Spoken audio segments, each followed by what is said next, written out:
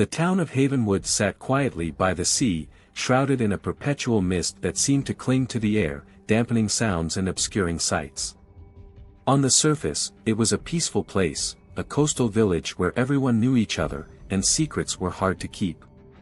But Detective Sarah Lawson knew that every town had its shadows, and Havenwood was no exception. Sarah had returned to Havenwood a year ago after her career in the city hit a wall. She'd been on the trail of a notorious serial killer known as the Widowmaker, a cold-blooded murderer who left cryptic notes at each scene, signed only with a black widow spider symbol. The case had gone cold after the last victim was found, and Sarah had needed a fresh start, or so she told herself. Havenwood, with its salty air and quiet streets, seemed the perfect retreat. But her new life was quickly interrupted when a local woman, Anne O'Brien, went missing without a trace. Anne was a kind soul, loved by everyone, and her disappearance had thrown the town into a frenzy. It didn't sit well with Sarah. She had a gut feeling that something dark was brewing under Havenwood's mist-covered facade. A few days later, a letter arrived at the Havenwood police station, addressed to her. It was unsigned and simply read, "The Widowmaker never left." A chill ran down her spine. She knew the handwriting, the cryptic style, the sense of dread that accompanied those words. The Widowmaker was taunting her, and he, or she, had followed her here. Sarah didn't waste any time. She pored over Anne's case file, noting every detail, from the clothes she'd worn the day she disappeared to her last known whereabouts. The townspeople were spooked, everyone on edge and locking their doors at night. Sarah visited Anne's house, hoping to find any trace of evidence. Anne's husband, Daniel, was a broken man, his eyes hollow and sleepless. As she walked through the house, something caught her attention, a painting hanging on the wall. It was a seascape, depicting a small boat adrift in the fog. At first, it seemed innocuous, but then she noticed a faint mark in the corner of the canvas, a black widow spider. Sarah's heart skipped a beat. This painting, she said to Daniel, keeping her voice steady. Didn't paint this? Daniel looked puzzled.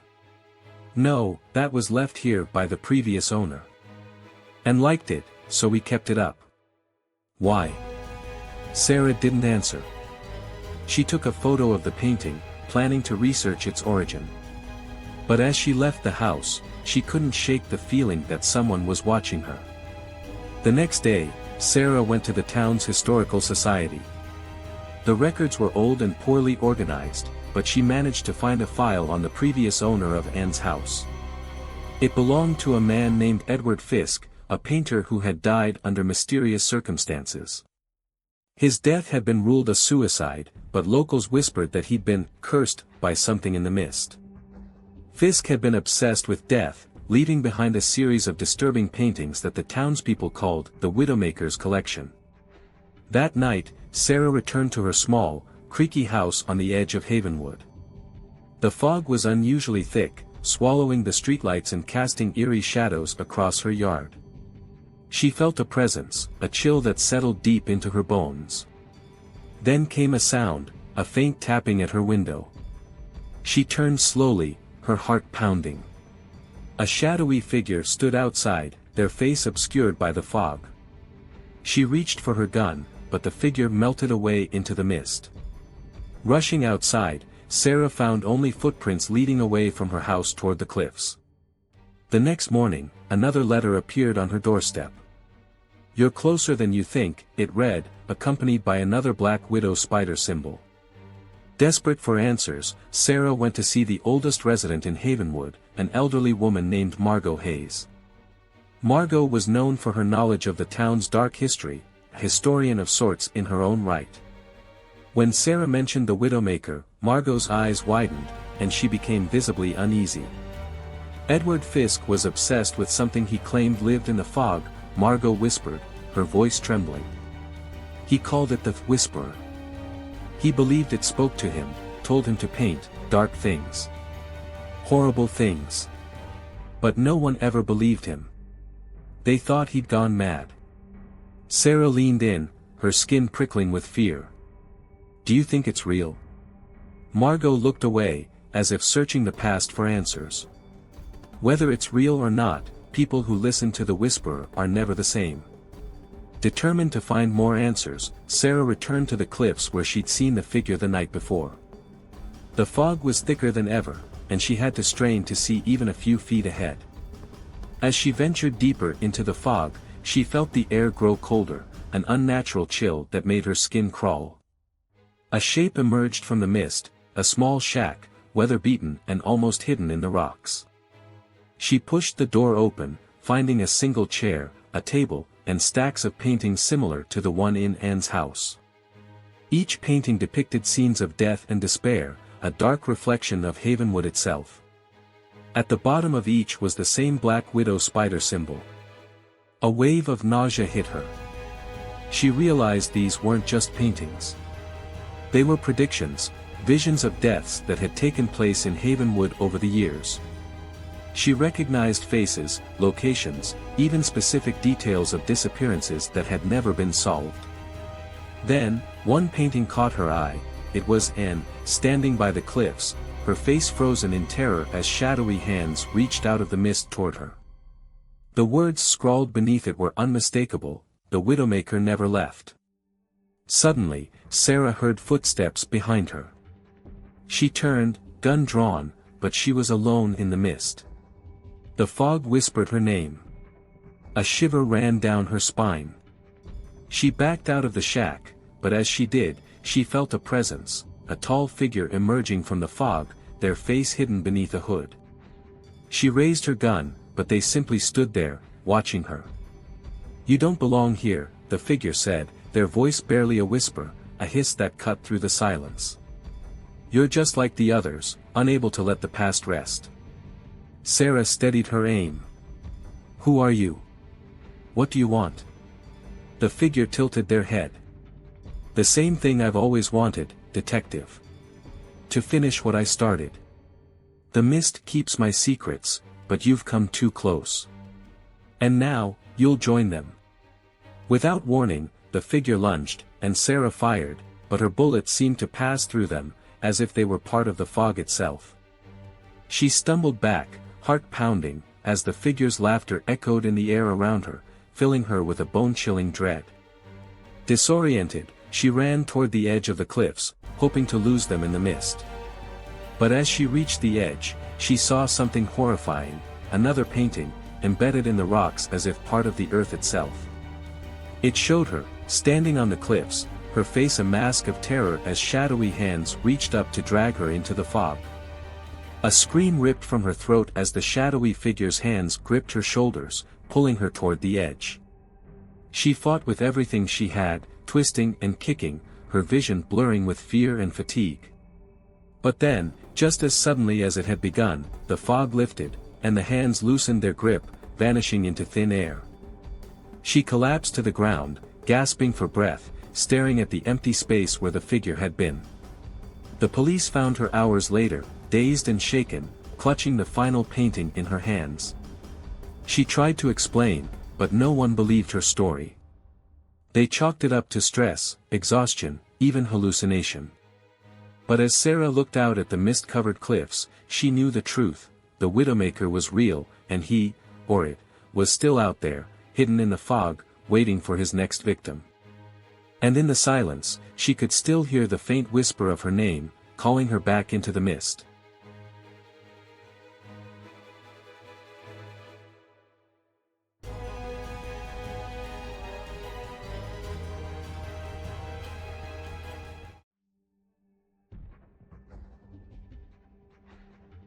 The rain fell in relentless sheets over the neon-lit streets of Silver City, casting an almost ethereal glow that distorted the shapes of people, cars, and buildings alike.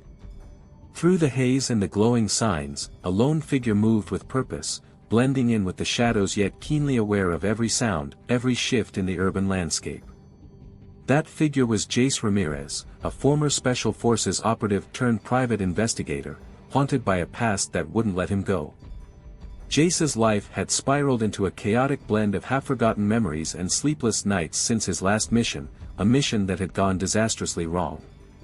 He had lost most of his team, but what haunted him most wasn't their deaths, it was the man responsible. A man he was here to find tonight. Rumor had it that his target, Viktor Volkov, had resurfaced in Silver City, allegedly plotting something big and devastating. Jace's old friend, Detective Harris, had tipped him off, his voice tinged with an urgency Jace had rarely heard. Harris, a seasoned detective in Silver City's police department, had been tracking Volkov's movements for months, and the information he provided was always valuable, albeit sometimes cryptic. The glowing sign above Jace read, Trenton Hotel, though the lights flickered as if ready to give out any moment, much like the hotel itself. Abandoned years ago, the once luxurious building had turned into a hiding place for criminals, squatters, and other souls who preferred to stay out of sight.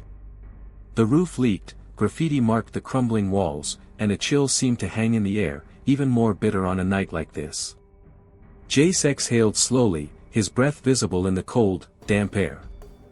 He checked the Glock strapped securely under his worn leather jacket, feeling its familiar weight and comfort. While many things in his life were unpredictable, this gun was a constant, a tool, a weapon, and sometimes, a lifeline. According to Harris's tip, Volkov was meeting someone tonight, a man known only as, the Broker. Jace had encountered the name before, it was whispered among criminals, a shadowy figure rumored to orchestrate and fund operations from the darkest corners of the underworld. Anyone who had a score to settle or a need for cash would turn to the Broker, provided they had the connections and the nerve. Jace crouched in the shadows across the street, waiting, watching. Every few minutes, he could see movement through the hotel's broken windows. Then, at exactly 11 o'clock, a sleek black sedan pulled up to the curb, its tinted windows offering no glimpse of the occupant inside. The door opened, and a man stepped out, his face concealed beneath a dark hat and coat. Jace knew it had to be Volkov. Silently, he crossed the rain-soaked street, careful to stay hidden. He entered the hotel through a side entrance, slipping into the darkness and closing the door behind him. The interior was even worse than he'd imagined, walls covered in peeling wallpaper, floors littered with broken glass and trash. It smelled like mold and something else he couldn't quite place. But Jace wasn't here for ambience. The faint hum of voices floated from deeper within the hotel. Jace's pulse quickened. He recognized Volkov's voice, a deep, accented murmur tinged with impatience, and the Broker's calm, icy tone that could chill even the bravest of souls. They were talking business, something about final preparations and ensuring Ramirez doesn't leave here alive. The Broker's voice was almost mechanical, like a surgeon explaining a delicate procedure. There was no anger, no emotion, just a detached calculation that unnerved Jace more than Volkov's open hostility. "You'll receive the final payment once the job is done," the Broker was saying, his tone as smooth as silk. "But if he interferes, end him. I don't care how." Volkov's laughter echoed down the hallway. "Trust me, he won't make it out. Ramirez is already a dead man." Jace's hands tightened into fists. He had known that tonight was a trap, yet he couldn't resist the chance to face Volkov. There was no turning back now. He pressed forward, sticking to the shadows, but his silent approach was abruptly interrupted. A heavy hand suddenly clamped down on his shoulder, shoving him hard against the wall. He didn't have time to react as a burly figure loomed over him, a bodyguard, judging by his size and the determined scowl on his face. Jace twisted, breaking free with practiced precision and driving his elbow into the man's gut. The bodyguard grunted, staggering back, but Jace was already a step ahead. He brought his knee up sharply, hitting the man in the stomach before landing a swift, powerful strike to his jaw. The guard dropped to the floor, unconscious. But the noise had given him away. The murmur of voices stopped. A silence stretched, heavy and expectant, until Volkov's voice rang out. "Ramirez." Volkov called, his voice laced with mockery and a touch of anger. "Did you really think you could sneak up on me?" A shot rang out, the bullet narrowly missing Jace's head. He ducked and rolled, firing back instinctively, though he knew he was outmatched. Volkov was armed, and more than likely, he had backup on the way. Jace felt the pressure building, the need for a plan intensifying with each heartbeat. He'd faced worse odds before, but he couldn't help the nagging feeling that tonight was different. Volkov and the broker weren't just random criminals, they were part of something much bigger, something calculated and ruthless. As Volkov's men closed in, Jace weighed his options. The main hallway was out, too open. He scanned the surroundings quickly and noticed an old ventilation shaft partially concealed by debris. It was risky, but it could give him an edge. He darted toward the shaft, pulling himself inside just as bullets peppered the wall behind him. The cramped space forced him to move slowly, every inch forward demanding focus and discipline.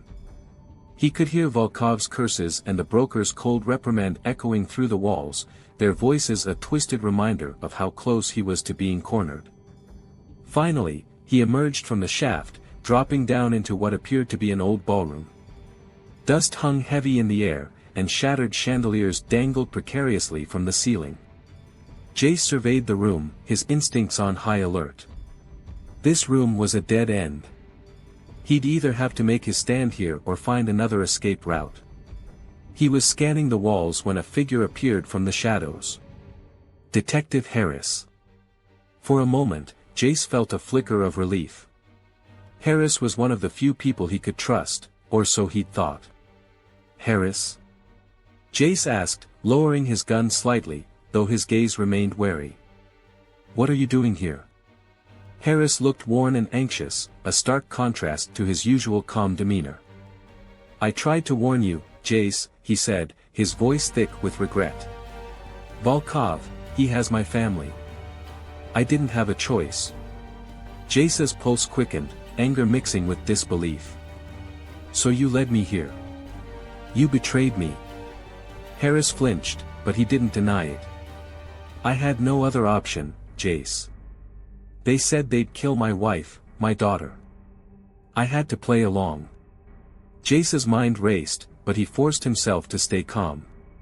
Harris might have betrayed him, but he was still in danger. If Volkov was willing to threaten an innocent family, there was no limit to his ruthlessness. Before he could respond, heavy footsteps echoed from the hallway. Volkov's men were closing in fast, and Jace knew they had only seconds before the entire room was swarming with armed thugs. Listen, Jace said, his voice low and intense, we don't have time for apologies. If we're going to make it out of here, we need to work together. Harris nodded, and they both turned toward the old staircase that led to the roof. It was a long shot, but with Volkov's men approaching, it was the only option left. They sprinted up the staircase, their footsteps echoing against the crumbling walls. Behind them, Volkov's voice rang out, taunting them. Ramirez. You can't run forever. This is your end. Jace didn't respond, focusing instead on reaching the rooftop. As they burst through the final door, they found themselves standing on the edge of the building, the city stretching out before them, its lights dim beneath the stormy sky. A helicopter hovered overhead, its spotlight cutting through the rain and illuminating the rooftop. Police sirens wailed in the distance, but Jace knew they wouldn't arrive in time. Volkov appeared in the doorway, his gun trained on Jace, a cold smile twisting his lips. This is where it ends, Ramirez. You should have stayed dead the first time. Jace felt Harris tense beside him, but he held his ground, staring Volkov down. You've taken a lot from me, Volkov. But you won't walk away from this. Volkov's smile widened. Bold words from a man who's about to die. But before he could pull the trigger, the sound of a gunshot filled the air. Harris staggered, clutching his chest as he fell to the ground, his eyes wide with.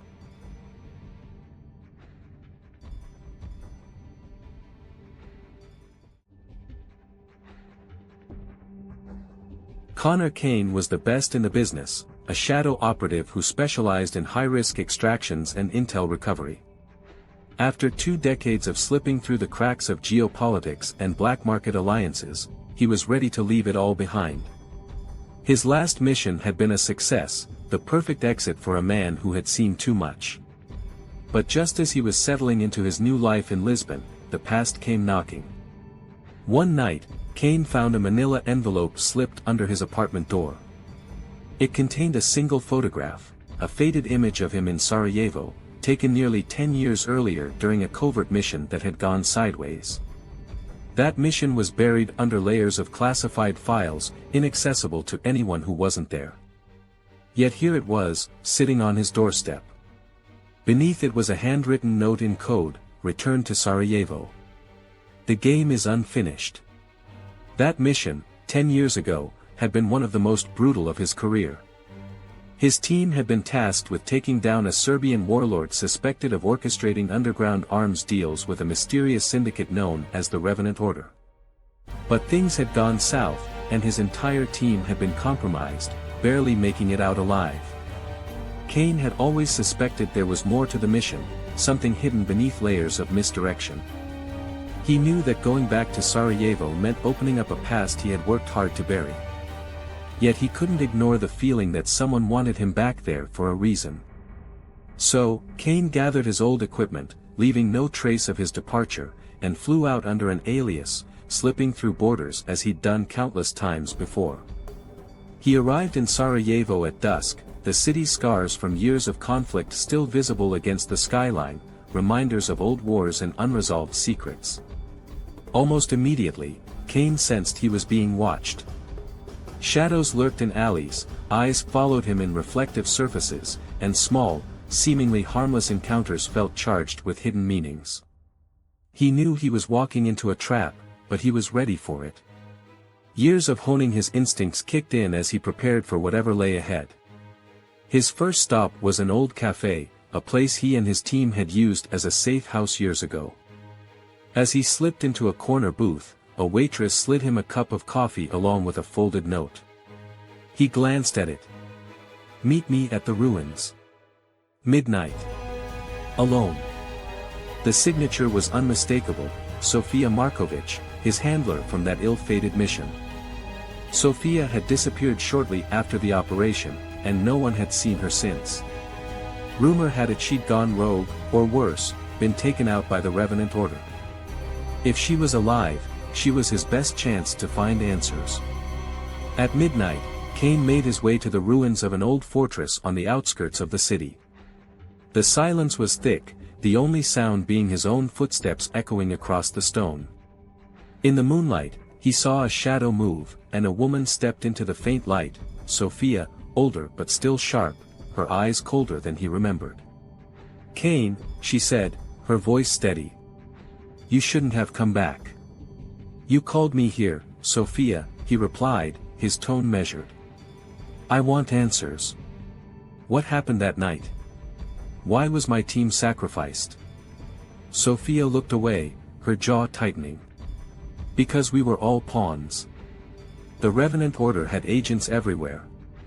They'd infiltrated high-ranking government agencies, military, intelligence networks, all of it. That mission in Sarajevo was never about stopping the arms trade. It was about eliminating anyone who got too close to uncovering the Order's real agenda. And that was?" Kane pressed, a chill running down his spine. "They were developing a weapon, a device that could disrupt all digital and communication systems within a 100-mile radius. They called it the Eclipse. Imagine the power to shut down an entire country's infrastructure in seconds. That's what they were after." Kane's mind raced. He'd heard whispers of the Eclipse, a rumored weapon that could change the balance of global power. But he'd assumed it was just that, a rumor. Now, it seemed terrifyingly real. "Why are you telling me this now?" he asked, his eyes narrowing. Sofia hesitated, glancing around as if someone might be listening. "Because they've found a way to activate it. They're going to use it as leverage, and if they succeed, they'll control every government that relies on modern tech. I managed to steal part of the activation code. That's why they're hunting me. And you." She handed him a flash drive. "This is only part of it. The other half is hidden in the city, and they're closing in on it. Before Kane could respond, the faint hum of approaching vehicles interrupted them. The ruins were suddenly flooded with headlights, and figures emerged from the darkness, Revenant agents, dressed in black tactical gear, weapons aimed at them. The trap had been sprung. "Kane, go!" Sophia yelled, drawing her gun and firing off shots to cover his escape. Without hesitation, Kane bolted, sprinting through the labyrinth of ruins as bullets whizzed past him, cutting through the night. He knew he had to disappear. The Revenant Order was too powerful to confront head-on, and if he wanted to survive, he had to outsmart them. He found an old tunnel that led to the edge of the city and slipped into the shadows, disappearing into Sarajevo's winding streets. He knew the city well enough to evade capture, but he was only a step ahead. He spent the next few days moving like a ghost, blending into the city's underbelly, reaching out to old contacts, and piecing together clues to locate the hidden half of the activation code. Meanwhile, he kept his senses sharp, always aware of the agents patrolling nearby. The Revenant Order had eyes everywhere, and each night he found himself forced to relocate, narrowly escaping their grasp. After days of searching, Kane found himself at a forgotten bunker beneath the city's old library.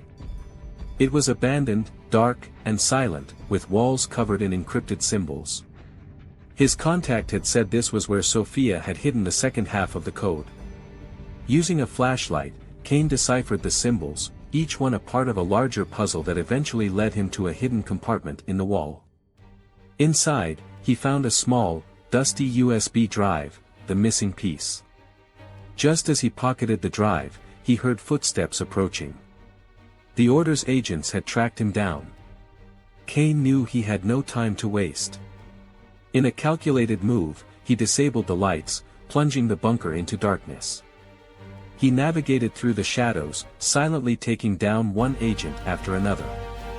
The firefight was short and brutal, leaving him breathless but alive. With both parts of the code, Kane had what he needed to stop the eclipse. But he also knew that simply possessing it made him a marked man. He had one final move to make, to broadcast the code, rendering it useless by putting it in the public domain. But to do that, he'd need the help of a skilled hacker. Kane reached out to Sophia, arranging a covert meeting in a high-rise safe house overlooking the city. The skyline was blanketed in fog, lights muted and casting eerie glows across the dark buildings. Sophia greeted him with a grim smile, and together, they connected the drive to her laptop, preparing to transmit the code. As they worked, they heard the sound of helicopters approaching. Revenant forces had tracked them again, and this time, they were bringing everything they had. Time was running out. "Just a few more seconds," Sophia said, her fingers flying over the keys. The door exploded inward, and Kane sprang into action, taking down agents as they stormed in, fighting to buy her more time. Finally, she hit enter, and the data began flooding the network, transmitting the Eclipse code to every secure channel in existence. The Revenant Order's most valuable weapon was now public knowledge, useless in the hands of any single party. In the chaos, Sophia and Kane managed to slip out, escaping into the maze of alleys below. As they watched the city's lights fade into the distance, Kane knew he had narrowly escaped with his life. The Order would still hunt him, but they had lost their greatest leverage. For now, the world was safe. As dawn broke over Sarajevo, Kane vanished once more, a ghost on the move, carrying with him the secrets of a war that would never make the headlines. Alex Mercer was a man who left his past behind, or so he thought. 5 years out of the game, he had finally built a quiet life in a small town nestled by the mountains, far from the chaos of his old life as an elite Black Ops specialist. But that peace shattered the day he found an unmarked package on his doorstep. Inside was a simple message: "We remember." The words were written in code, familiar to Alex from his days in covert operations. The memory of his last mission flooded back, the disastrous op in Madrid, a political scandal that almost toppled governments and forced his agency to erase his identity. They'd buried it all to protect him. But someone was digging it up. Overnight, his life turned upside down. His secure phone vibrated with coded messages. His contacts from the old days, people he hadn't heard from in years, were going dark, disappearing one by one. Someone was systematically hunting them down, and Alex was clearly next. Determined to get to the bottom of it, he packed his bags, locking his memories and his weapons away, and hit the road. Every move he made felt like walking a razor's edge. He quickly realized he was dealing with an unknown enemy, a ghostly presence that left no clues but always seemed one step ahead. The deeper he dug, the more he found himself entangled in a secret war involving high-ranking officials, covert technology, and millions of dollars in hidden funds. It was a vendetta that had been brewing since that mission in Madrid, and now, the stakes were higher than ever. His investigation led him to Berlin, where he met an old friend, Natasha, a hacker and former intelligence agent. She had a theory, that whoever was targeting him was after something bigger, the Harbinger Protocol, a classified project that Alex had only heard whispers of. Said to be a cyberweapon capable of disabling entire infrastructures, it was designed as a last resort in global warfare. If it fell into the wrong hands, it could cripple cities, entire countries. Natasha hacked into restricted networks, retrieving files and piecing together the web of connections. Together, they uncovered clues linking government officials, private arms dealers, and rogue military officers all tied to a shadow organization known as the Black Mantle. But before they could act, Natasha's systems were hacked, her hard drive wiped clean. An ominous message flashed across her screen, "We're watching." Without wasting a second, Alex knew it was time to move. He and Natasha went off the grid, switching vehicles, abandoning phones, and using analog methods to communicate. They were playing a high-stakes game against an invisible, lethal opponent who knew how to leverage every digital trace. The chase took them across Europe, from abandoned bunkers in the Alps to safe houses in old cities, each place hiding encrypted files and dead drops left by the operatives who had come before them. As they unraveled the puzzle, Alex discovered that the Black Mantle had been orchestrating his betrayal from the start. They were behind the botched Madrid operation, the loose ends, the abandoned agents. The Harbinger Protocol was not only real, it was the last piece they needed for a global takeover. And now, they knew Alex was onto them. A final message came through, forcing their hand, "Meet us in Prague." Alone. Alex knew it was a trap, but it was his only chance to stop them. With Natasha providing cover from a distance, he arrived at the rendezvous in an abandoned cathedral under the cover of night, his senses on high alert. Shadows moved around him, the unmistakable sound of footsteps echoing across the cold stone floor. His old handler, a man he hadn't seen since the Madrid disaster, stepped out of the darkness. "Alex," he said with a slight smile. "I was hoping you'd show." Behind him stood a dozen operatives, each armed, each with eyes locked on him. They'd been waiting, knowing that Alex's loyalty to the truth would lead him here. "What's the protocol's endgame?" Alex demanded, his voice echoing off the stone walls. His handler's smile only widened. "Control, Alex. The kind we were always meant to have. Your little crusade ends here." But Alex had prepared for this. In a calculated move, he triggered a signal to Natasha, who had hacked into the building's power grid. With a single keystroke, the lights went out, and in the cover of darkness, Alex moved. Years of training took over as he disarmed and disabled one operative after another, using the shadows to his advantage. By the time the backup power kicked in, the room was littered with bodies, and Alex stood alone, his handler held at gunpoint. "It's over," Alex said, his voice steady. "You don't understand," the handler whispered, defiance in his eyes. "You can't kill an idea. Black Mantle isn't just me. It's everywhere." Without another word, Alex pulled the trigger. There would be time to deal with the Black Mantle's network later. For now, he had bought the world a few precious moments of peace.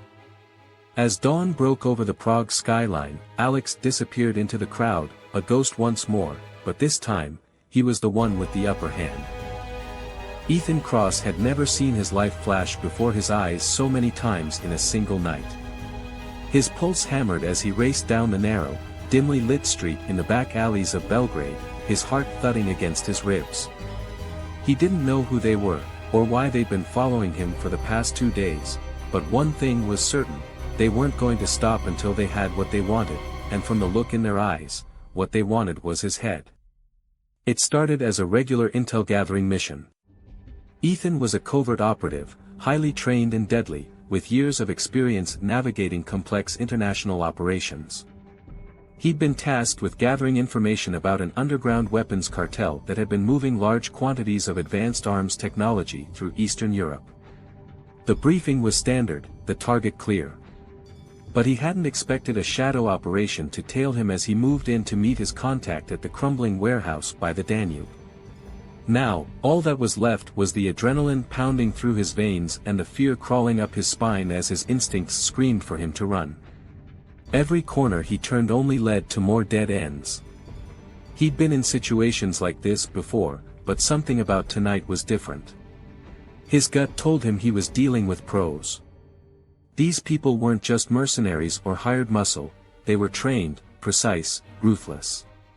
Ethan's footsteps echoed on the cobbled pavement as he darted past an old market, now dark and empty, its heavy iron gates rattling in the cold midnight breeze.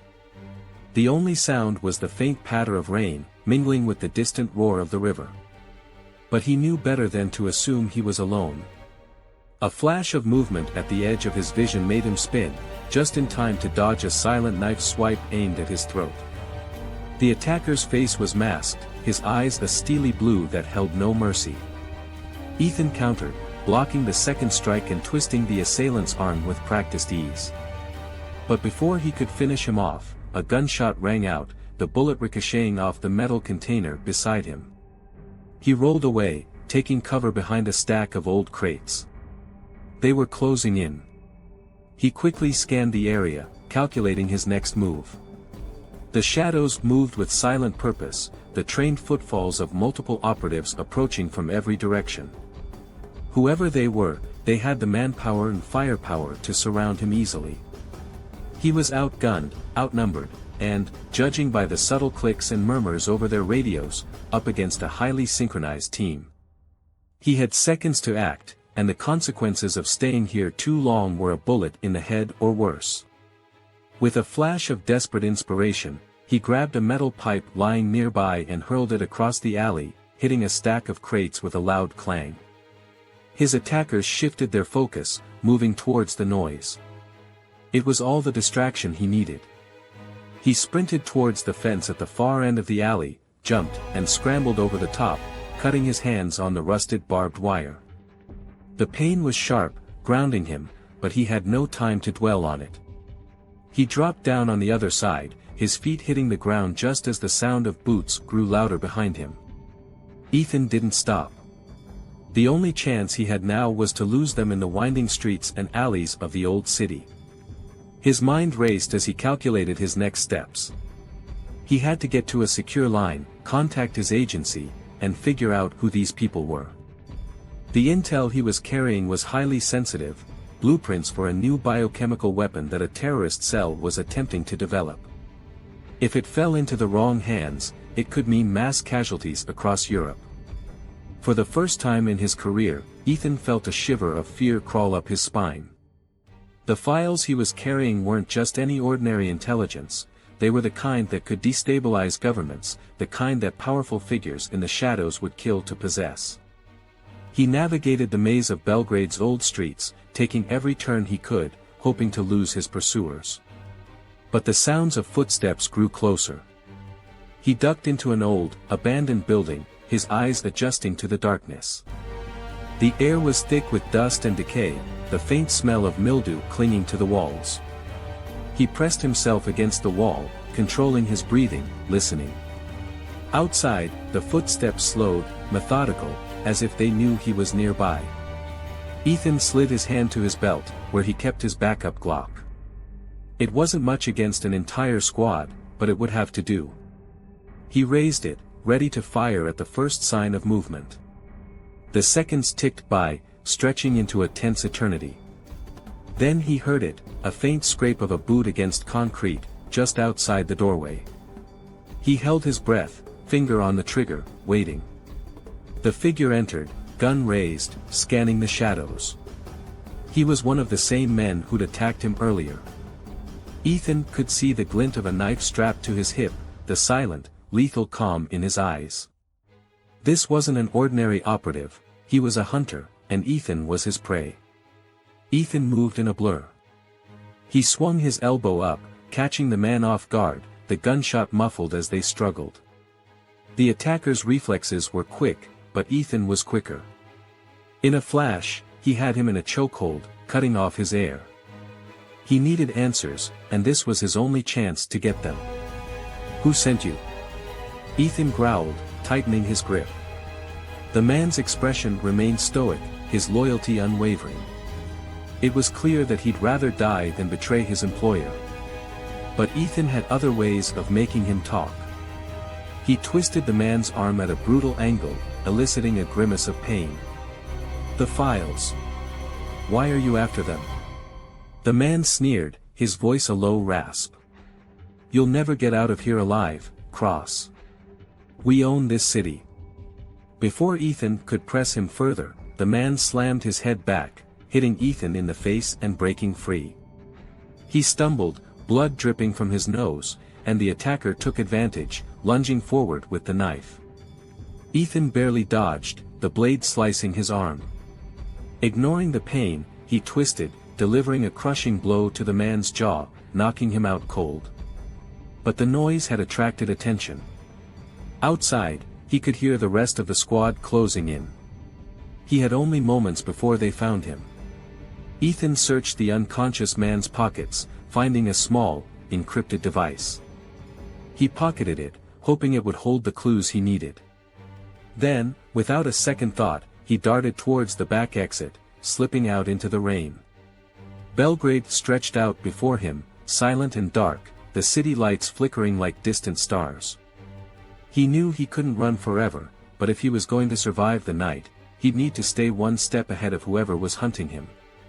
And he couldn't shake the feeling that this was only the beginning. The rain had turned into a steady downpour, and the streets gleamed under the dim glow of scattered street lamps. Ethan knew Belgrade well enough to navigate through its labyrinthine streets, but he was running out of time. His attackers weren't just efficient, they were relentless, and from the glimpses he'd caught, well-equipped. These weren't amateurs, they were a highly coordinated tactical team, trained to execute quickly, quietly, and with deadly precision. As Ethan continued down the narrow alleyways, he fought to suppress the growing urgency pressing against his chest. He was used to high-stakes operations, but this mission was different. He hadn't expected to be ambushed, and definitely not by a private team with such sophisticated weaponry. Whoever had hired them had deep pockets and even deeper connections. He mentally cursed as he realized he should have noticed the signs earlier, the near-silent drones shadowing his movements, the subtle changes in local foot traffic around his safe houses. He'd been careless, and now he was paying for it. Ducking into the shelter of a crumbling brick archway, Ethan took a moment to examine the device he'd snatched from his would-be attacker. The screen remained blank, requiring an activation code. He recognized it immediately as an encrypted communication tool, used by high-ranking operatives to relay real-time instructions without risking interception. If he could get it online, it might give him an edge in staying ahead of them. But before he could even consider trying to hack into it, he heard the telltale murmur of voices approaching, punctuated by the faint hum of an engine. A sleek black SUV rolled down the street, its headlights off, moving as silently as a predator in the night. A flash of lightning revealed the silhouettes of three men with military-grade rifles, scanning the area with night vision goggles. They weren't leaving anything to chance. Ethan pressed himself flat against the damp wall, watching as the vehicle rolled to a stop. His options were dwindling. He could keep running, trying to stay one step ahead, or take a calculated risk. In his line of work, hesitation was fatal. The SUV's doors opened, and the men stepped out, their boots hitting the pavement in perfect synchrony. two of them moved forward, their weapons at the ready, while the third lingered by the car, speaking softly into a radio. The comms crackled faintly in the damp air, and Ethan caught fragments of their conversation. Sector 4 clear, moving to sweep Sector 5, primary target possibly injured, no sighting since last location. As they spread out, Ethan seized the opportunity. He moved with lethal efficiency, coming up behind the man by the car and pressing a knife to his throat, covering his mouth before he could utter a sound. The man tensed, his hands dropping the radio, but Ethan's grip was unyielding. In seconds, he lowered the man's unconscious body to the ground, dragging him out of sight behind the SUV. One down, but two others remained. Ethan scoured the man's belt and pocketed an additional clip for his Glock.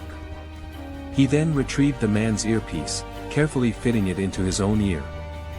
Immediately, the low hum of communication flowed into his ear, punctuated by orders from someone on the other end.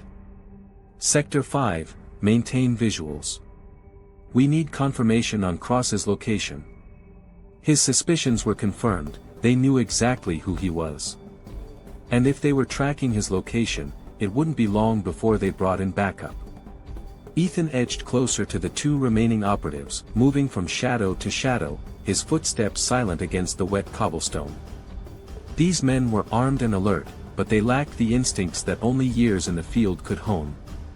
He waited until one of them turned, scanning an alleyway, then took his shot. The silenced gunfire barely registered as he dropped the first man. Before the second one could react, Ethan had him on the ground, delivering a quick, decisive blow to the back of his neck.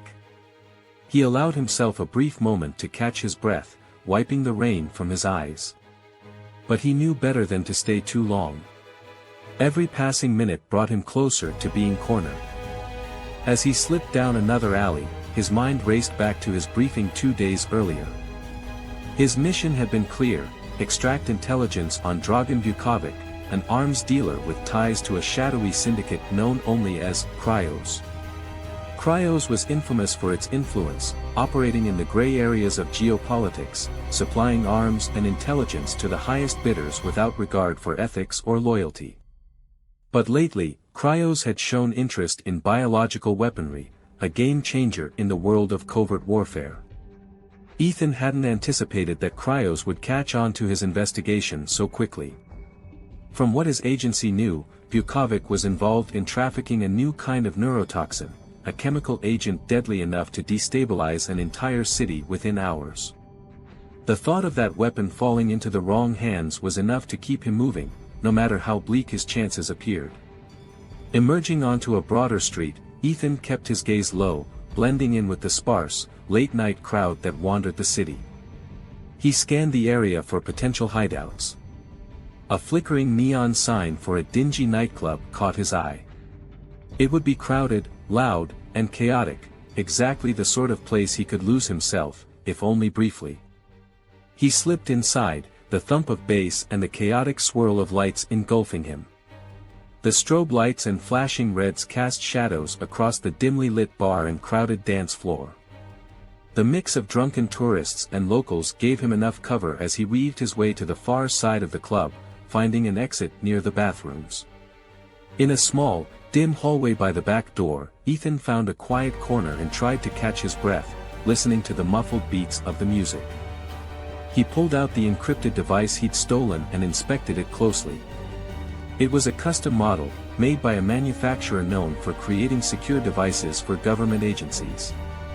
If he could find a way to hack into it, he might be able to intercept the orders coming down to the operatives chasing him. He activated a secure link through his smartwatch, attempting a bypass code sequence. The device blinked red, denying access, but he persisted. He knew a trick or two to crack low-level encryption, a perk of working in intelligence for so long. After a few tries, the screen finally flickered to life, and text scrolled across it. Primary target, Cross. Objective, retrieval of intelligence and elimination if necessary. Full discretion advised. Reinforcements en route. Reinforcements. He clenched his jaw, feeling the tension tightening like a vice. There would be no way out if they managed to surround him completely. As he continued scrolling, he noticed the signature at the bottom of the order, Cryo's command, Operative Level 9 authorization. The hairs on the back of his neck stood up. This wasn't just any team after him, it was Cryos' elite. Level 9 authorization was rarely granted, reserved only for the highest priority missions, those that couldn't fail. Whoever had issued this order was sending a message loud and clear. Ethan Cross was considered a top-tier threat, and they would stop at nothing to neutralize him.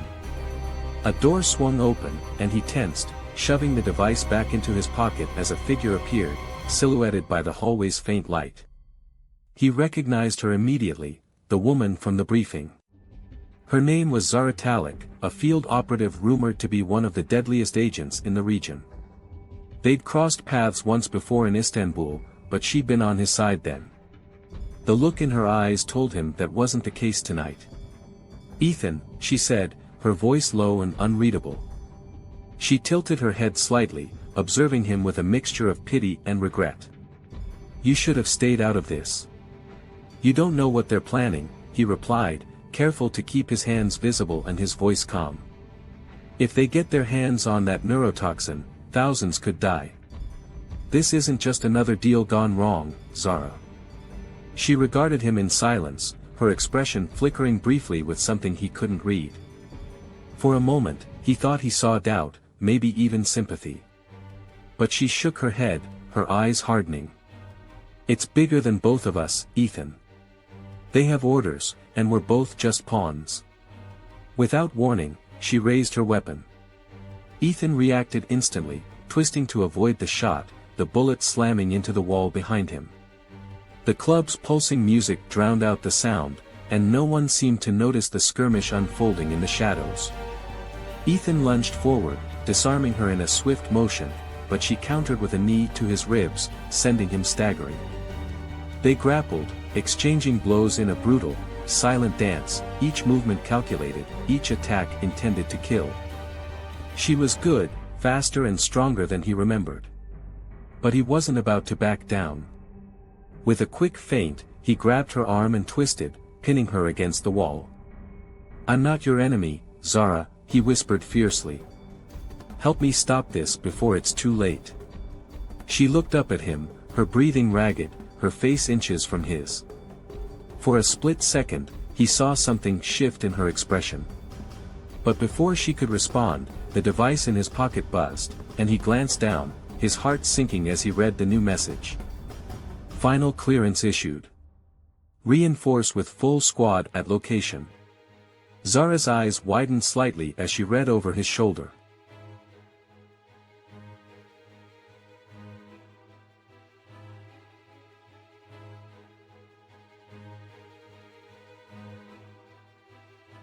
The night began like any other for Mark Phelps, head of security at the Ravenswood Asylum. Perched on the hill, towering over the sleepy town below, the asylum had a grim reputation. Tales of inhumane treatment and experiments were whispered among locals, but no one dared investigate. The institution had been shut down a decade ago, and the patients relocated, but the asylum was still owned by some obscure medical corporation that insisted on keeping a skeleton staff and tight security around the building. Mark knew very little about the details and didn't ask questions. He needed the paycheck, and the less he knew, the better he slept. Tonight, though, something felt different. The air was colder than usual, crisp and biting, cutting through his thick jacket as he walked through the dim hallways with his flashlight. Every creak of the floors, every groan of the old pipes seemed to echo twice as loud. He glanced at his watch, 2:03 a.m. Only 4 hours until his shift was over. But time seemed to drag in this place, stretching like the long, dark corridors lined with rooms he'd never dared explore alone. Mark's footsteps echoed as he made his way to the main security room, located deep within the asylum's heart. Screens lined the wall, each showing a different section of the asylum in black and white night vision. Mark noted the static on a few screens. As usual, aging wiring and minimal maintenance meant parts of the asylum were dead zones. That made it almost impossible to cover every part of the massive, dilapidated building, but he had gotten used to the blind spots. As he sipped his coffee and checked his rounds on the monitors, a flicker of movement caught his eye. Room 39 on the east wing, one of the dead zones. He squinted, unsure if he'd actually seen something or if his mind was playing tricks on him. But then, there it was again. A shadow, barely visible on the edge of the screen, slipping out of view. It was impossible, the asylum was closed off to the public, and the doors were locked every night.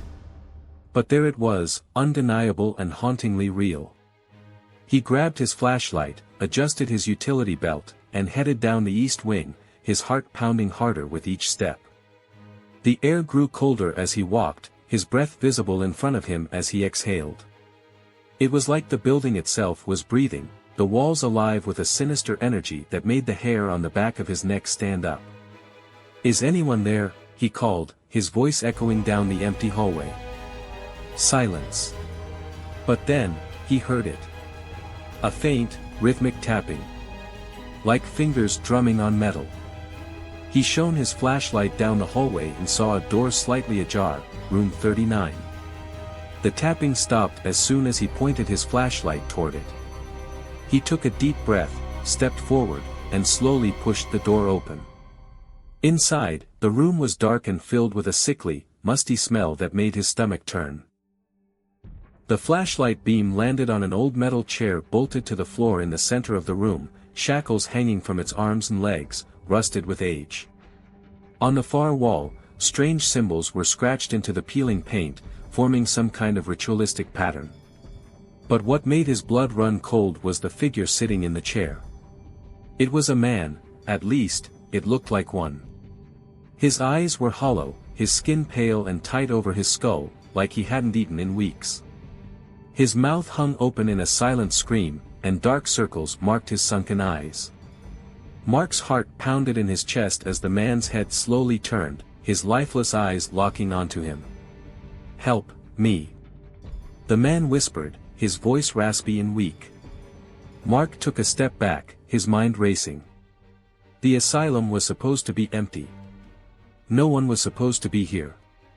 But as he stumbled backward, he felt something brush against his shoulder, something cold and clammy. He spun around, but there was nothing there, just shadows. The cold grew more intense, and the air seemed to thicken, pressing in on him like an invisible weight. He could feel something watching him, something hidden in the darkness, lurking just beyond the reach of his flashlight. In the distance, a low moaning sound echoed through the halls, like a chorus of voices in pain. Mark forced himself to breathe, his chest tight with fear. He backed out of room 39, his hands shaking as he shut the door. He turned and ran, heart hammering, but as he turned a corner, he came face to face with a familiar face, a fellow security guard, Sean. "Mark, what the hell are you doing down here?" Sean asked, his brow furrowed. "There's someone, in room 39, Mark stammered, still catching his breath. Sean's face went pale. "Room 39. Mark, there's no room 39 on the east wing. They sealed that area years ago." Mark blinked, trying to make sense of what Sean was saying. He knew he'd seen it. The room, the symbols, the man chained to the chair, he'd been right there. He shook his head, trying to clear the images from his mind. "Sean, I saw it. I swear." But Sean only looked at him with a mix of pity and fear.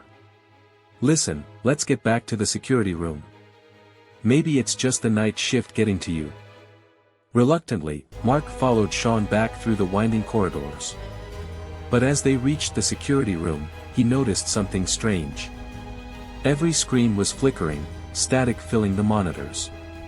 One by one, the screens went black, until only one remained, showing a live feed of room 39. In the center of the room, where Mark had just seen the man, now stood a tall figure cloaked in shadow. Its head tilted to one side as if listening, aware of being watched. It raised one skeletal finger and pointed directly at the camera. Directly at Mark. That's not possible," Sean whispered, frozen in fear beside him.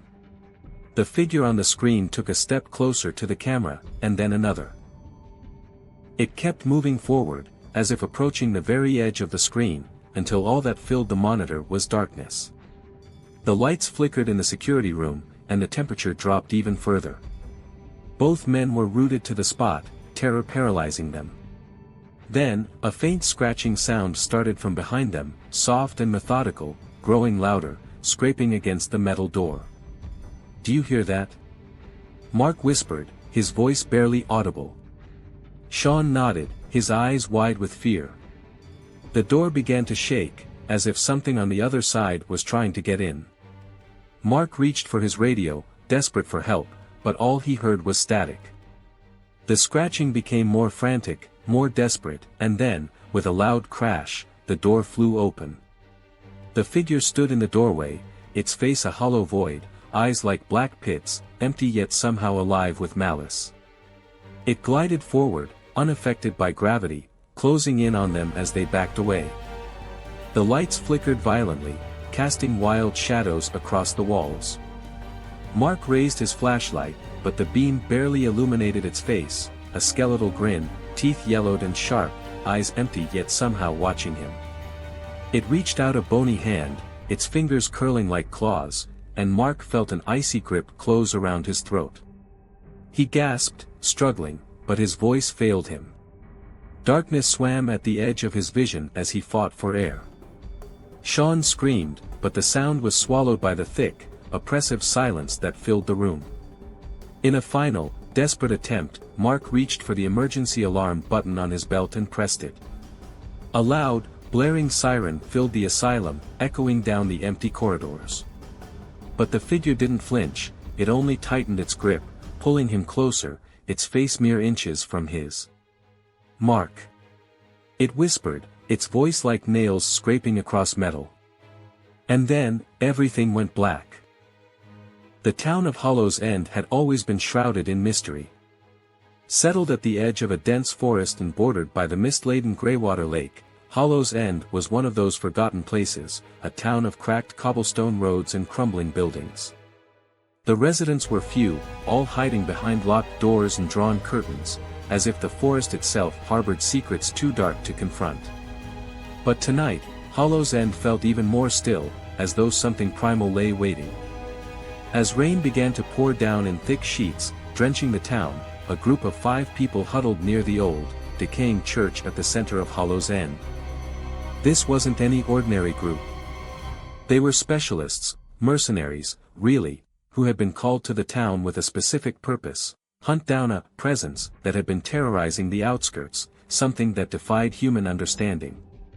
Their leader, Jackson Tate, a rugged man with a scar running down his left cheek, glanced at his wristwatch and grimaced as lightning flashed, briefly illuminating the graveyard that spread out before them.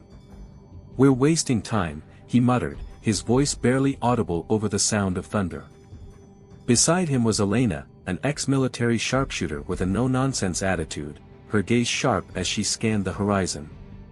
"Jackson, I'm telling you, the townsfolk won't talk for a reason. This thing, whatever it is, has been lurking here for decades. Nobody wants to admit it's real." A nervous chuckle broke out from James, the team's tech specialist, as he checked his equipment. "So, we're just supposed to walk in and hunt a ghost?" Jackson shot him a withering look. "We're here to do a job. We're here because this thing, whatever it is, has claimed 4 lives in the last month. All we know is, it comes from the forest. People hear voices, footsteps. Those who try to follow them end up, gone." They fell silent. Even with the thunderstorm raging, the silence in the air felt thick, oppressive. The forest loomed in the distance, shrouded in fog, each tree a gnarled and twisted specter against the dark sky. "Let's move," Jackson ordered, breaking the tension. They turned on their flashlights, beams cutting through the thick mist as they made their way toward the forest's edge. Every step felt heavy, each footfall sinking slightly into the sodden earth, and the smell of wet leaves and decay hung in the air. As they entered the forest, the trees seemed to close in around them. Shadows twisted in unnatural ways, stretching and curling, taking forms that almost looked like hands reaching out, like faces peering from the dark. Their flashlights flickered. "This forest feels alive," murmured Oliver, the youngest of the group, a rookie with bright eyes but trembling hands. "Like it's watching us." Elena scoffed. "Get a grip, rookie. Forests can't watch." But even she couldn't shake the feeling of being observed, like invisible eyes were following their every move. The group continued forward, carefully navigating the uneven terrain, the silence broken only by the sound of their boots squelching in the mud. Suddenly, a whisper cut through the night, faint and chilling. It was impossible to tell where it was coming from, but it echoed, carrying an unnatural resonance. They all froze, exchanging nervous glances. "Did anyone else hear that?" James whispered, his voice shaking. Jackson nodded grimly, his jaw set. "Stay close. Don't stray off the path." The whisper came again, louder this time, and Jackson felt a chill run down his spine. It was a voice, soft and distant, speaking a language he didn't recognize, an ancient and guttural tongue that felt wrong, like it was never meant to be heard by human ears. The whisper grew, spreading through the air like a virus, as though the entire forest had come alive with voices, each branch, each leaf murmuring that same haunting chant. The air grew colder, and Jackson could see his breath misting before him. And then, the voice stopped. The sudden silence was even more unnerving. The team looked at each other, fear in their eyes, but they were too far in to turn back. Jackson gestured for them to continue. They walked in silence for what felt like hours, the forest seeming to warp and twist around them, paths doubling back on themselves, trees appearing to close in. The rain had stopped, but the air was thick with mist, swirling around their legs like tendrils. Then, out of nowhere, they heard a scream, a blood-curdling, agonized cry that echoed through the trees. It was close, too close. The team swung their flashlights in all directions, but the mist obscured their view. "Everyone stay sharp," Jackson barked. That scream, it could be one of the missing. As they pushed forward, the mist began to thin, revealing an old, decrepit cabin hidden in a clearing. It looked ancient, with walls of rotting wood and windows that seemed like dark, empty eyes staring out at them. The door hung open, creaking softly in the breeze. Without a word, Jackson approached the cabin, motioning for the others to follow. They moved as one, flashlights raised, weapons ready.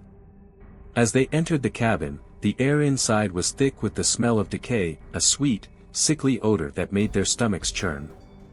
The walls were covered in strange symbols, scrawled in what looked like dried blood. They were unlike anything Jackson had ever seen, twisting and writhing like they were alive. The cabin felt wrong, like it was a wound in the fabric of reality, a place that defied the natural order. In the corner of the room was a wooden trapdoor, partially open, leading down into darkness. Jackson glanced at the others, a silent question in his eyes. Elena nodded, her face pale but determined. They had come this far, they couldn't turn back now. He opened the trapdoor fully, revealing a set of narrow, winding stairs leading down into a black void. The air that rose from below was cold and smelled of earth and rot. Taking a deep breath, Jackson descended, his flashlight barely piercing the darkness.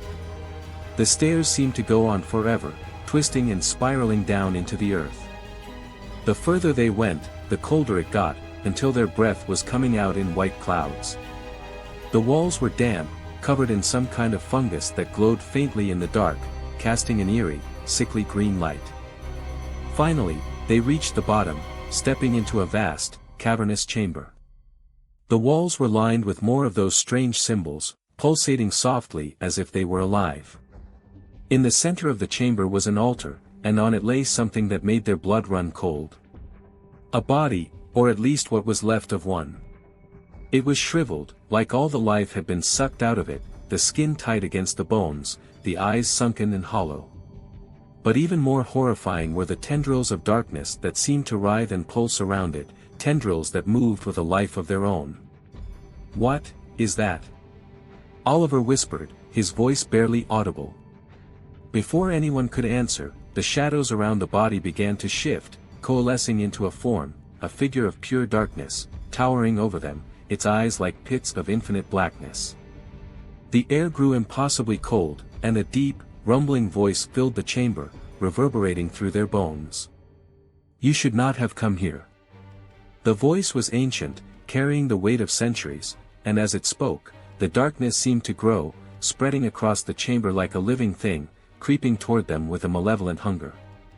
"Back, everyone, back!" Jackson shouted, but it was too late. The shadow figure lunged, its arms extending like tendrils, wrapping around Elena and lifting her off the ground.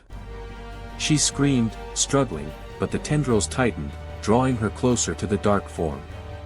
Her flashlight fell from her hand, rolling across the ground as the others watched in horror. Jackson raised his gun, firing at the creature, but the bullets passed through it, vanishing into the darkness as if they'd never existed. The shadow laughed, a deep, guttural sound that echoed in the cavern, filling them with a dread they'd never known. "Run!" Jackson yelled, grabbing Oliver by the arm as they sprinted back toward the stairs. James was right behind them, but as they reached the base of the stairs, they realized that the entrance had vanished. The stairs led to a solid wall of stone, sealing them in. Panic set in as they searched for a way out, but the darkness was closing in, surrounding them on all sides, the whispers growing louder and louder, filling their minds with thoughts that weren't their own. And in that moment, they knew, they were not leaving Hollow's End alive. They called it the Crimson House. Not because of its color, no, the house was a dull, faded gray, with paint peeling from the walls and windows clouded by grime. It earned its name because of the horrors that supposedly took place there. Over a century ago, Dr. Cornelius Whitaker, a reclusive and enigmatic doctor, had lived there, conducting experiments on his patients. The townsfolk said they could still hear their cries of anguish on windless nights, like echoes trapped within the walls. For years, no one dared approach the place. It was left to rot at the edge of town, overgrown by weeds and hidden by thick, thorny bushes. But legends persisted, and people were drawn to the mystery. Some braver souls ventured to the house, hoping to disprove the stories or to catch a glimpse of something otherworldly.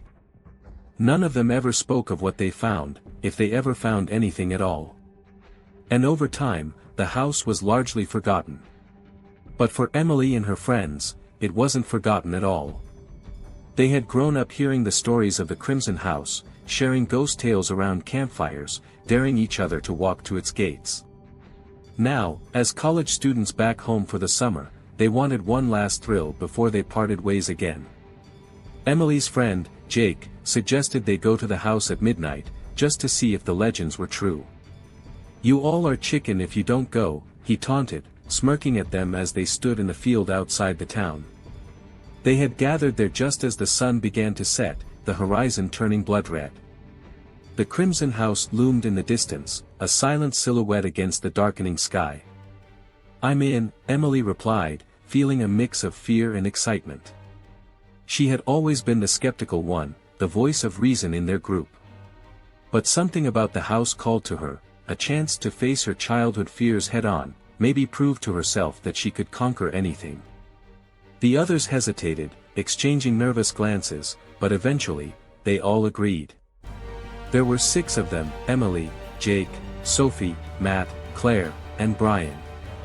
Armed with flashlights, they made their way through the overgrown field, pushing aside branches and wading through knee-high grass, until they reached the rusty iron gate that marked the entrance to the Crimson House. As they stepped through the gate, a chill swept over them, colder than the night air. The house loomed above them, its windows dark and foreboding, like empty eye sockets. The front door was slightly ajar, creaking softly in the breeze. "Last chance to turn back," Matt joked, though his voice trembled. "Too late for that," Jake replied, grinning as he pushed open the door, which swung inward with a loud groan. The air inside was thick and stale, carrying the faint scent of mildew and something else, something metallic. They shone their flashlights around, revealing a grand foyer filled with dust and cobwebs. A large staircase spiraled up to the second floor, its banister coated with grime. "Let's split up," Jake said, clearly trying to sound brave. "Cover more ground." "Are you out of your mind?" Claire whispered, clutching her flashlight tightly. "That's exactly how people die in horror movies." Jake rolled his eyes. "Fine, we'll stick together. But don't chicken out on me." They moved deeper into the house, their footsteps echoing on the creaky wooden floor. Every shadow seemed to shift, every creak of the old house sounded like a distant whisper. The walls were lined with faded portraits of grim-faced people, their eyes seeming to follow them as they moved. Emily felt a shiver run down her spine as they passed a particularly large portrait of a man with piercing eyes and a thin, cruel mouth. She recognized him from the legends, Dr. Cornelius Whitaker. The further they went, the colder it got. They reached the living room, a vast, cavernous space filled with old furniture covered in dusty sheets. A grand piano stood in the corner, its keys yellowed with age. As they passed, Emily swore she heard a faint note, like someone had brushed against the keys, but no one else seemed to notice. They explored in silence, their flashlights sweeping over forgotten furniture and decaying wallpaper. Just as they reached the dining room, Sophie stopped suddenly, shining her flashlight on the wall. Her eyes widened. "What is that?" she whispered. The others turned to look.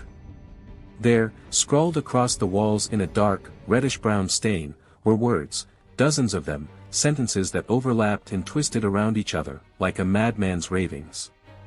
"I can hear them. They won't stop.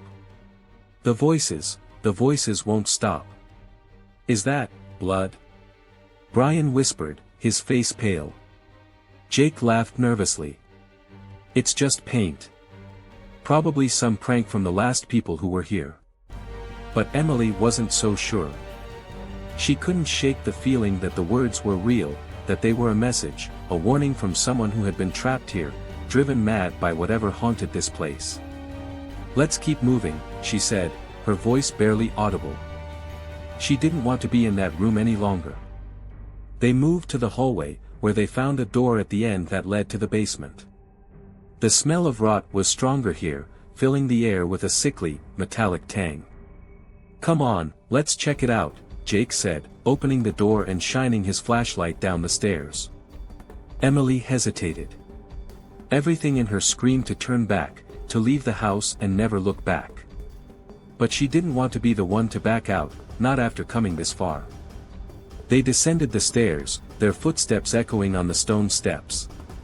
The basement was pitch black, their flashlights barely illuminating the room.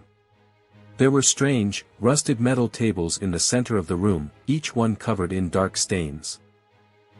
Chains hung from the walls, clinking softly as if moved by an invisible breeze. This doesn't feel right," Sophie whispered, her voice trembling. And then they heard it, a soft, scratching sound, like nails scraping against stone. It was coming from the far corner of the basement, where the shadows were thickest. "Who's there?" Jake called, his voice wavering. He took a step forward, raising his flashlight. The beam landed on a figure crouched in the corner, its back to them. It was thin and hunched, with skin stretched tight over its bones. The figure rocked back and forth, muttering to itself in a low, frantic voice. "Hey!" Jake shouted, his voice louder this time. The figure stopped, its head turning slowly to face them. Emily felt her blood turn to ice as she saw its face, a gaunt, hollow-eyed skull with skin that looked like it had been stretched over it. The eyes were black pits, staring straight at her, and its mouth opened in a silent scream, revealing rows of jagged, broken teeth. The figure lunged forward, moving with unnatural speed, its bony hands reaching out.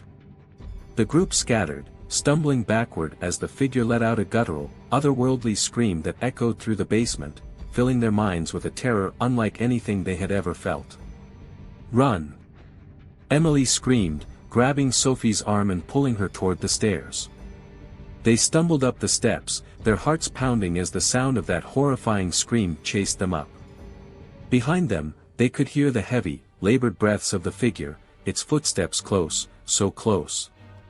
They burst into the hallway, slamming the door shut behind them, but the screaming didn't stop. It reverberated through the house, filling every room, every hallway, as though the walls themselves were screaming with it. "We need to get out of here," Matt shouted, panic etched into his face. They ran toward the front door, but as they reached it, the door slammed shut, the locks clicking into place with a force that shook the walls.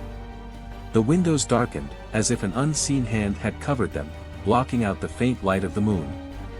The house was alive.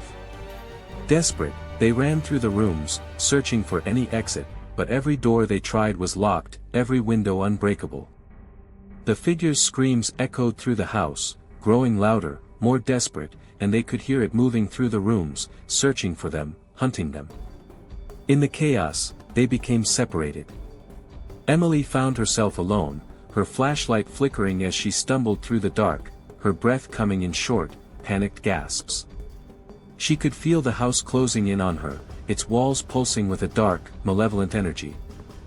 Then, just as she thought she couldn't take it anymore, she heard a voice, soft and gentle, cutting through the darkness. "Emily." She froze, her heart pounding. It was her mother's voice. But that was impossible, her mother had died years ago. "Emily. Come to me." The voice was calling from upstairs, echoing down the dark corridor. Emily's legs moved on their own, as if compelled by some unseen force, drawing her up the stairs toward the voice. She walked in a trance, her flashlight flickering as she moved through the darkened halls, the walls seeming to close in around her. As she reached the top of the stairs, the voice stopped, replaced by a silence so profound it felt like the entire world had ceased to exist. And then, from the shadows, the figure emerged, its hollow eyes staring into hers. It reached out, its bony fingers brushing her face, and she felt a cold unlike anything she had ever known, a darkness that seeped into her very soul. And in that moment, she knew, the house had claimed her.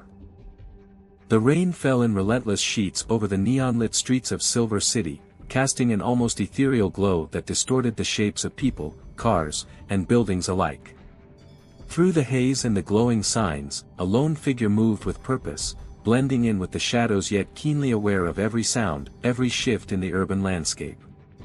That figure was Jace Ramirez, a former Special Forces operative turned private investigator, haunted by a past that wouldn't let him go. Jace's life had spiraled into a chaotic blend of half-forgotten memories and sleepless nights since his last mission, a mission that had gone disastrously wrong. He had lost most of his team, but what haunted him most wasn't their deaths, it was the man responsible. A man he was here to find tonight. Rumor had it that his target, Viktor Volkov, had resurfaced in Silver City, allegedly plotting something big and devastating. Jace's old friend, Detective Harris, had tipped him off, his voice tinged with an urgency Jace had rarely heard. Harris, a seasoned detective in Silver City's police department, had been tracking Volkov's movements for months, and the information he provided was always valuable, albeit sometimes cryptic. The glowing sign above Jace read, Trenton Hotel, though the lights flickered as if ready to give out any moment, much like the hotel itself. Abandoned years ago, the once luxurious building had turned into a hiding place for criminals, squatters, and other souls who preferred to stay out of sight. The roof leaked, graffiti marked the crumbling walls, and a chill seemed to hang in the air, even more bitter on a night like this. Jace exhaled slowly, his breath visible in the cold, damp air. He checked the Glock strapped securely under his worn leather jacket, feeling its familiar weight and comfort. While many things in his life were unpredictable, this gun was a constant, a tool, a weapon, and sometimes, a lifeline. According to Harris's tip, Volkov was meeting someone tonight, a man known only as, the Broker. Jace had encountered the name before, it was whispered among criminals, a shadowy figure rumored to orchestrate and fund operations from the darkest corners of the underworld. Anyone who had a score to settle or a need for cash would turn to the Broker, provided they had the connections and the nerve. Jace crouched in the shadows across the street, waiting, watching. Every few minutes, he could see movement through the hotel's broken windows. Then, at exactly 11 o'clock, a sleek black sedan pulled up to the curb, its tinted windows offering no glimpse of the occupant inside. The door opened, and a man stepped out, his face concealed beneath a dark hat and coat. Jace knew it had to be Volkov. Silently, he crossed the rain-soaked street, careful to stay hidden. He entered the hotel through a side entrance, slipping into the darkness and closing the door behind him. The interior was even worse than he'd imagined, walls covered in peeling wallpaper, floors littered with broken glass and trash. It smelled like mold and something else he couldn't quite place. But Jace wasn't here for ambience. The faint hum of voices floated from deeper within the hotel. Jace's pulse quickened. He recognized Volkov's voice, a deep, accented murmur tinged with impatience, and the broker's calm, icy tone that could chill even the bravest of souls. They were talking business, something about final preparations and ensuring Ramirez doesn't leave here alive. The broker's voice was almost mechanical, like a surgeon explaining a delicate procedure. There was no anger, no emotion, just a detached calculation that unnerved Jace more than Volkov's open hostility. "You'll receive the final payment once the job is done," the broker was saying, his tone as smooth as silk. "But if he interferes, end him." "I don't care how." Volkov's laughter echoed down the hallway. "Trust me, he won't make it out. Ramirez is already a dead man." Jace's hands tightened into fists. He had known that tonight was a trap, yet he couldn't resist the chance to face Volkov. There was no turning back now. He pressed forward, sticking to the shadows, but his silent approach was abruptly interrupted. A heavy hand suddenly clamped down on his shoulder, shoving him hard against the wall. He didn't have time to react as a burly figure loomed over him, a bodyguard, judging by his size and the determined scowl on his face. Jace twisted, breaking free with practiced precision and driving his elbow into the man's gut. The bodyguard grunted, staggering back, but Jace was already a step ahead. He brought his knee up sharply, hitting the man in the stomach before landing a swift, powerful strike to his jaw. The guard dropped to the floor, unconscious. But the noise had given him away. The murmur of voices stopped. A silence stretched, heavy and expectant, until Volkov's voice rang out. "Ramirez." Volkov called, his voice laced with mockery and a touch of anger. "Did you really think you could sneak up on me?" A shot rang out, the bullet narrowly missing Jace's head. He ducked and rolled, firing back instinctively, though he knew he was outmatched. Volkov was armed, and more than likely, he had backup on the way. Jace felt the pressure building, the need for a plan intensifying with each heartbeat. He'd faced worse odds before, but he couldn't help the nagging feeling that tonight was different. Volkov and the broker weren't just random criminals, they were part of something much bigger, something calculated and ruthless.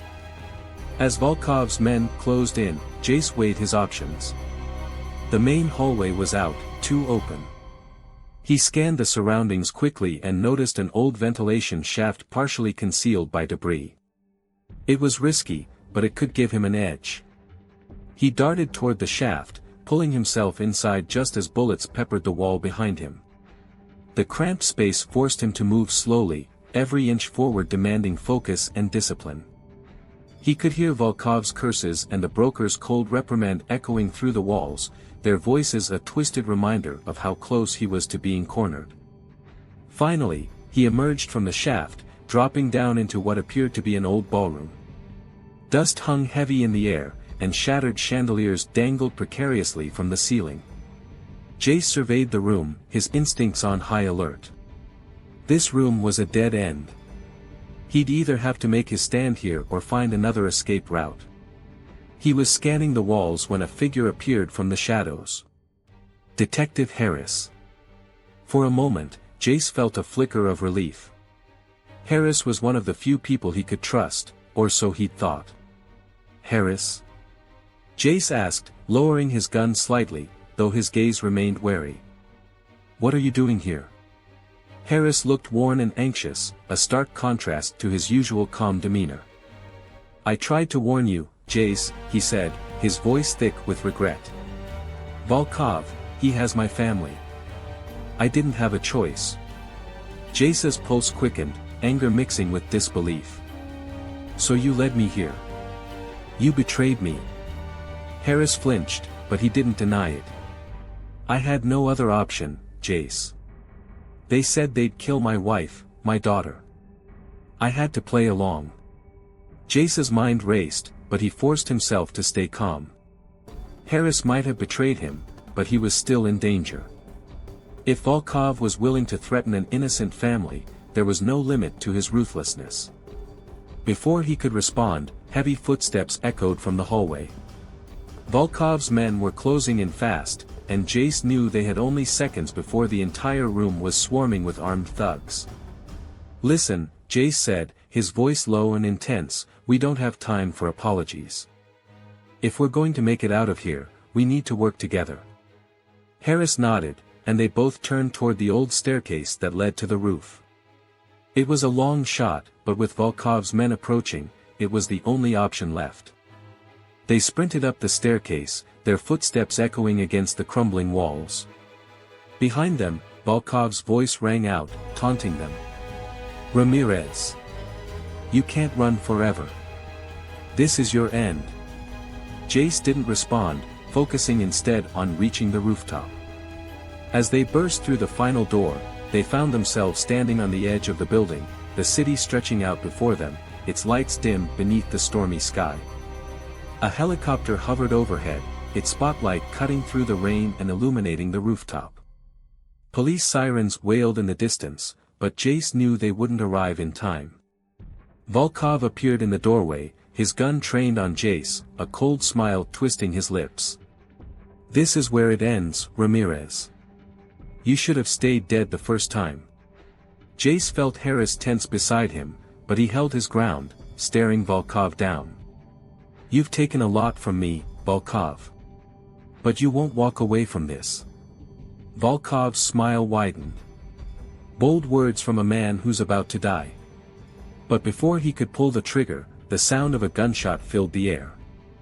Harris staggered, clutching his chest as he fell to the ground, his eyes wide with